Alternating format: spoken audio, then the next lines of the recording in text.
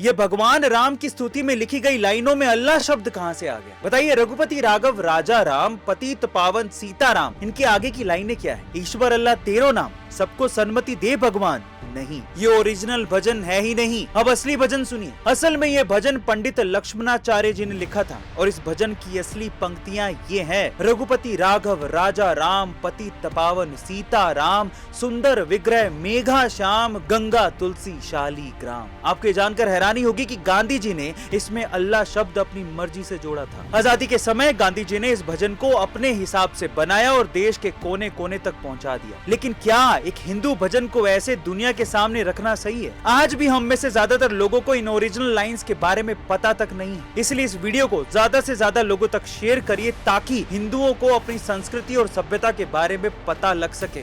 मैं स्कूल जाऊंगा तो क्या आप मुझे पेट भरने के लिए भोजन देंगे?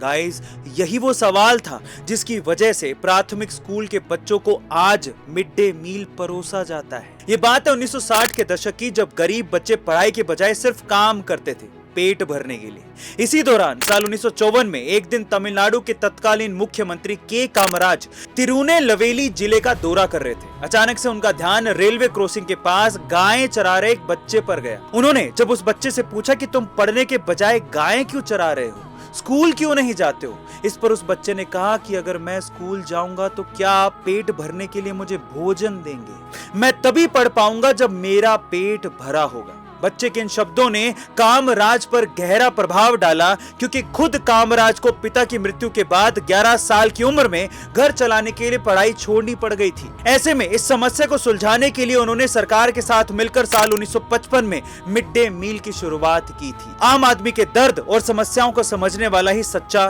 नेता होता है। भारत की एक खबर आपके होश उड़ा देगी। IIT रोपड़ के इंजीनियरिंग के कुछ छात्रों को पंजाब की सतलुज नदी के पास रेत में एक ऐसा कीमती पत्थर मिला है जिससे आने वाले दिनों में भारत फिर से सोने की चिड़िया बन सकता है, क्योंकि इस कीमती पत्थर को सफेद सोना कहा जाता है। पर इस सफेद सोने का असल नाम है टेंटलम। टेंटलम एक ऐसा मेटल है जो 150 डिग्री सेल्सियस तापमान में भी पिघलता नहीं है, और जब यह हवा के संपर्क में आता है तो इसके ऊपर एक लेयर तैयार हो जाती है जिससे इस पे जंग भी नहीं लगती। टेंटलम का इस्तेमाल सेमीकंडक्टर और कैपेसिटर बनाने में किया जाता है, जो आगे मोबाइल, लैपटॉप और कैमरे में इस्तेमाल होते हैं। यही नहीं, टेंटलम का इस्तेमाल केमिकल प्लांट में, न्यूक्लियर पावर प्लांट में, मिसाइल और फाइटर जेट बनाने में किया जाता है। और अगर ये धातु भारत में ज्यादा क्वांटिटी में पाया गया तो भारत डिफेंस सेक्टर में पड़ोसी चीन समेत कई विकसित देशों को पछाड़ सकता है। तो कुर्सी की पेटी बांध लीजिए, क्योंकि जल्द भारत दुनिया पे राज करने वाला है। गाइस, क्या आपने कभी खून के प्यासे तोते देखे हैं? मीठे फल खाकर मीठी मीठी बातें करने वाले तोते शायद आपने सभी ने देखे होंगे। कई लोगों ने तो पाल भी रखे होंगे। लेकिन न्यू गिनी के जंगलों में ऐसे तोते पाए जाते हैं जो बिल्कुल खून पीने वाले ड्रैकुला जैसे दिखते हैं। उन्हें देखकर अच्छों की फट जाती है। किसी खूंखार गिद्ध की तरह दिखने वाले ड्रैकुला तोते जंगल में उदम मचाने के लिए जाने जाते हैं, और वो सिर्फ अंजीर ही खाते हैं। ऊंचे पेड़ों में अपना घोंसला बनाकर रहने वाले इन तोतों की चोंच भी